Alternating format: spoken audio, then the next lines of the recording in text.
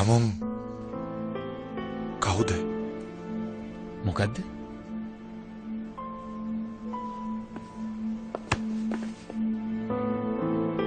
තමුන් නේද අවුරුදු 12කට කලින් සොංගිව බේරගත්තේ? මට කියනවා බේරගත්ත කෙනාද? මොනවද මේ කියන්නේ? අනතුරු වුණ දවසේ ගත්ත ෆොටෝ එකක් තියෙනවා. මම ඒක දැක්කා. එයාගේ මූණ ඔයාගේ මූණ වගේමයි. මේ ලෝකේ එක වගේ මිනිස්සු ගොඩක් ඉන්නවා. අනිත් එක ඔය දේ අවුරුදු 12කට කලින් වුණා නම් ඒක මහලුක් කාලයක් නෙවෙයිනේ. අඳුනගන්න බැරි තරම්. ඒක තමයි.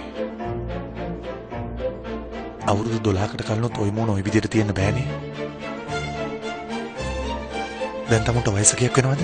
ඔයාට වැරදීමක් වෙනවා. ඔව් මමත් එහෙම හිතනවා. ඔයාගෙන් ඔක අහන්න ලැබෙන්න කියලා මම මෙහෙට එන ගමනුත් දෙවියන්ගෙන් ඉල්ල ආවේ. මොකද ඒ ෆොටෝ එකේ විතරක් නෙමෙයි මගේ මතකෙත් ඔයා ඉන්න හින්දා. හිතුනේ මේ ඔයා කියලා. එදා කාව මතක තිබුණත් ඔයා මොන දෙයක් හිතුවත් ඒක ඔයාගේ වැඩක්. තමුන් මොන දේ හිතුවත් ඒකෙන් මට වැඩක් නැහැ. තවත් මොනවා හරි කියන්න තියෙනවද? මට ප්‍රශ්නයක් නැහැ. තමුන් කවුරුනත් මට වැදගත් වෙන්නේ සොංගිගේ ඔයාගේ අතර තියෙන සම්බන්ධය විතරයි. ඒක මට ලොකු ප්‍රශ්නයක්. අමුතුම හැසිරීමක් තියෙන මිනිස්සෙකුට සොංගි මෙහෙම රැවටුනේ කොහොමද? තමුන් කවුද කියලා තාම එයා හරියට අඳුරගෙනත් නැහැ. අයියෝ අයව රවට්ටන්න හදන්නේ.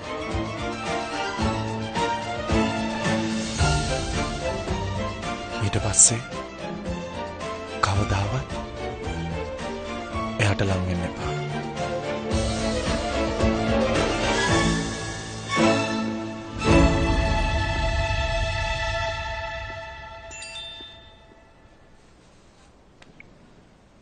හවකිව් මට දැම්ම පහලට එන්න බෑ. මට දෝමින්ජුන්ගෙන් වැදගත් දේ දැනගන්න තියෙනවා.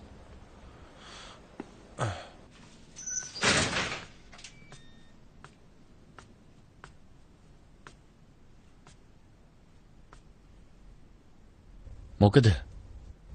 මම මොඩෙක් කියලාද හිතන්නේ? මොනවද මේ කියන්නේ? මං එදාර කාරකේදී මැරෙන්න ගිය දවසේ ඔයා ආවේ නැහැ කිව්ව නේද? මේ මොනවාද? මොකද්ද ඔය? මේ තියෙන්නේ මගේ කාර් එකේ හෙඩ්ලයිට් එකේ කෑල්ලක්. ලේත් ගෑවිලා තියෙනවා. මේක හම්බුනේ වගේ කුණු කුඩේ ඇතුලේ තිබිලා. ඉතින් එදා රෑ ඔයා එතෙන්ට ඇවිල්ලා මගේ කාර් එක නැවැත්තුවා. කාර් එකේ හෙඩ්ලයිට් එක කැඩිලා තිබුණා. ඔයාගේ අතත් තුවාල වෙලා. ගෙදරට ඇවිල්ලා බෙහෙත් දාගත්තා. ඒකේ සාක්ෂියක් විදිහට මේක අන්තිමට ඉතුරු වුණා. දැන්වත් කියනවද මොකක්ද උනේ කියලා? මං ඔයාව මොඩෙක් විදියට දැක්කේ නැති වුණත් එහෙම කෙනෙක්ම තමයි. මොනම? මේ ලෝකේ කැඩිච්ච වීදුරු කෑලි තියෙන වගේ හෙඩ්ලයිට් එකේ විතරයි කියලා හිතාගෙන ඉන්නේ. ගිය පාර මල් පෝච්චිය බින්දුන වෙලාවෙත් ඔයාගේ කකුලත් වීදුරු කටු වලට තුවාල වුණානේ. ඒකට වඩා මේක එදා වෙනස්. හොස්පිටල් එකට ගියානේ. මොනවද දකිව්වේ? ඔයා සාමාන්‍ය තත්ත්වෙන් ඉන්නව කිව්වද? එහෙම නැත්නම් එකම දෙයක් ගැන දිගටම හිතන්න එපා කිව්වද?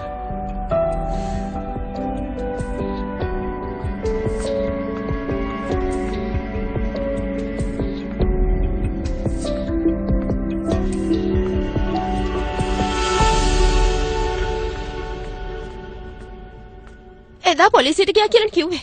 ඒක දැකපුවා ඉන්නවද? ගන්නම් පොලිසියෙන් හොයලා බැලුවොත් ඔයාට දැනගන්න පුළුවන් වෙයි. ඔයා කිව්වේ ඔයාගේ අත අනතුරක් නිසා තුවාල වුණා කියලානේ. වීදුරු කටුවක් එල්ල තුවාල වුණා කිව්වේ නෑනේ. ඉතින්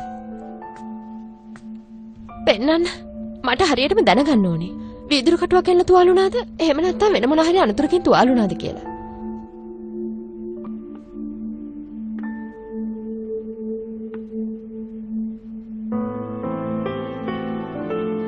පෙන්නන්නයි කිව්වේ.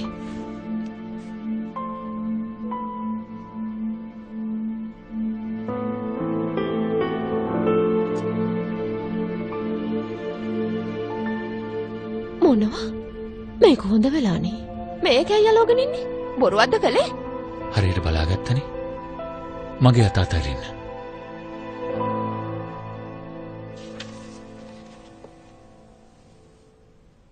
එදා ඔයා හිටියානේ. හිතා ගන්නවත් බැරි දේවල් සිද්ධ වෙන්නේ. මට හරියටම තේරුම් ගන්න අමාරුයි. ඔයා හරිම අමුතුයි.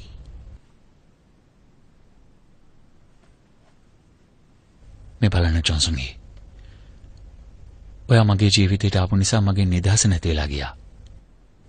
දැන්වත් ඔයා කියොත් තමයි හොඳ.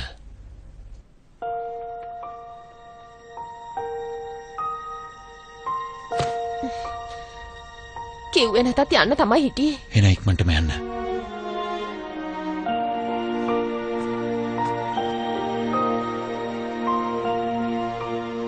කොහෙටද යන්න කියලාවත් අහන්නේ නැද්ද?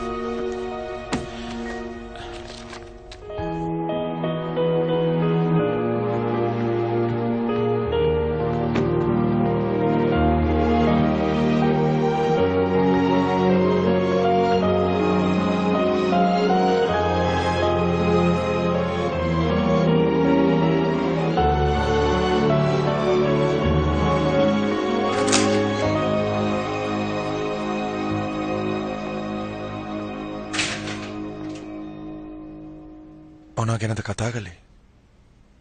දැනගන්න දෙයක් තියෙනවා කිව්වනේ. ඒක විශේෂ දෙයක් නෙමෙයි.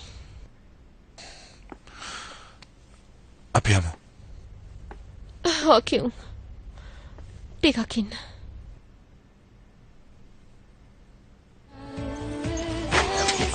පොඩ්ඩක් ඉන්න. ඔයාට මාව අඳුරගන්න බැරිද? කවුද? මගේ හිතේ ඔයාගෙන හැඟීමක් තියෙනවා කියලා මං ඔයාට කිව්වේ.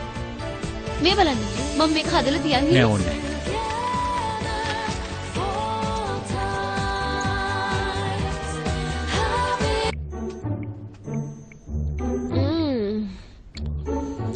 දඩම් හරි රසයි. දන්නවද මට නම් තව කෙනෙක් ළඟ ඉන්නකොට නිින්ද යන්නෙත් නෑ. හිටපු ගමන් කඩාපාත් වුණානේ. ඔය කොණ්ඩේවත් බැඳ ගන්නකෝ. ඔයා කැමති කෙනෙක් ඉන්නවද? කැමති කෙනෙක් ඉන්නවා නම් ඔය ඔරිගාමි සත්තු හදන්නේ. මගෙන් අහන්නේ. ඔයා කැමති කෙනෙක් නැද්ද? මොකක්ද ඒ කතාව? මොකද ඔයා අපේ ගෙදරට ආපු වෙලාවේ ඉඳලා හෑන්ඩ් ෆෝන් එක දිහා බලාගෙන ඉන්න එකමයි කළේ. කාගෙන් හරි කෝලයක් එන්න තියනවද? එහෙම එකක් නෑ.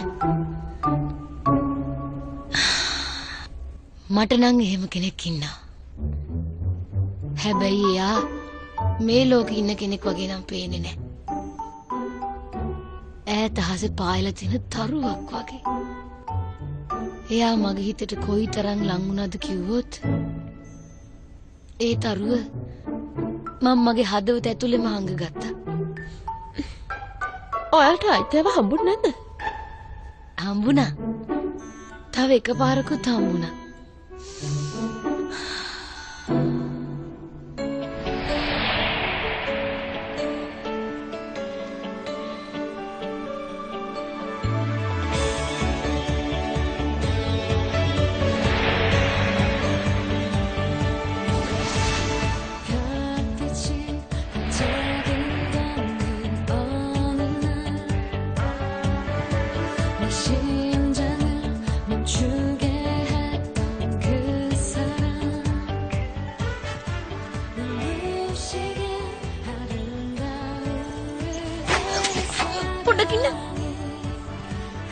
ඔයාට මාව අඳුරගන්න බැරිද? කවුද? මගේ හිතේ ඔයාගෙන හැඟීමක් තියෙනවා කියලා මං ඔයාට කිව්වේ. මේ බලන්න මම මේක හදලා තියන්නේ. නෑ ඕනේ.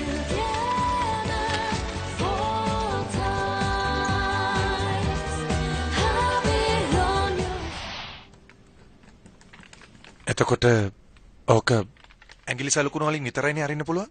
හැබැයි වෙන කාටවත් කිසිම විදියකින් ඕක අරින්න බැරි වෙන්න ඕනේ. CCTV තයි කරන්න තියෙනවා. මෙතෙන්ටයි අන්න අතෙන්ටයි. අන්න අතෙන්ටත් දාමු. මං අහන්නේ මොන වගේ පිස්සෙද්ද ගෙට පැනලා මේ වගේ ගේ විනාශ කරන්නේ? පොලිසියට පැමිණිලි කරාද? ඒ වැඩේ හරි. අම්මේ ඔක්කොම හයි කරා. අපි ඔක්කොම එළියට ගිහිල්ලා මොන හරි කාලෙමුද? of course හොඳ අදහසක්. හැබැයි මට නම් එන්න බෑ. මං අකමැති කියලා දැනනත් ඇයි අම්මට යොන්ජටයි එන්න කිව්වේ? ඔය අම්මලා ගෙදරත් නවතින්න අකමැති කියලා කිව්වනේ. හොටෙල් එක නවතින්නත් බෑ කිව්වනේ. ඇයි අම්මගේ ගෙදරට අකමැති? හැමෝම දැන් යන්න. මට විවේක ගන්න ඕනේ. යන්නේ මං යන්නේ තව ටික දවසක් මෙහෙ ඉන්නවා. ඒක කොච්චර හොඳයිද? යුන්ජේත් ඉන්නෝ නම් ආරක්ෂාවටත් හොඳයිනේ. මටත් යන්න එන්න පුළුවන් නේ. හරි. එහෙනම් අම්මත් මෙහෙ ඉන්නවා. අම්මා ඉන්නෝ නෑ. හොකියුන් යන ගමන් අම්මව එක්කන් යන්න.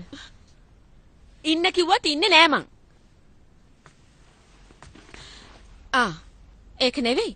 කංජේ මැනේජර්ගෙන් කෝල් එකක් ආවද? දන්නවද පිස්සා? එයා වැඩවලට කතා කළොත් ඔයා බෑ කියන්න. වැඩි කතාවට යන්න එපා. තේරුණාද? හරි තේරුණා. ඒ බිල්ඩින් එකේ ලිෆ්ට් එක මිනිත්තුවට මීටර 120ක් වේගෙන් යනවා. 23 වෙනි තට්ටුවේ ඉඳලා පළවෙනි තට්ටුවට මීටර 69යි. එක තට්ටුවක්වත් නවත්තන්න නැතුව આવොත් තප්පර 34යි. සාමාන්‍ය මිනිස්සෙකුට පහළ තට්ටු 23ක් දුවගෙන ඉන්න අමාරුයි.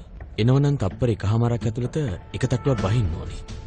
ඒ ගණනය කිරීම ගැන සැකයක් තියෙනවා නම් අපිට පුළුවන් ඒ ගැන අත්දැක බලන්න. ඒක කරන්න බෑනේ. වෙන විදියක් තියනවද? අපේ ගණනය කිරීම නිවැරදි නම් මේ වගේ දෙයක් කොහෙත්ම සිද්ධ වෙන විදිහක් නැහැ. මං 23 වෙනි තට්ටුවේදී දැකපු මේ මිනිස්සයා පළවෙනි තට්ටුවට ඇවිල්ලා ඉන්නවා දැක්කා. හිතනවාද වෙන්න බැරි දෙයක් මම දැක්කයි කියලා?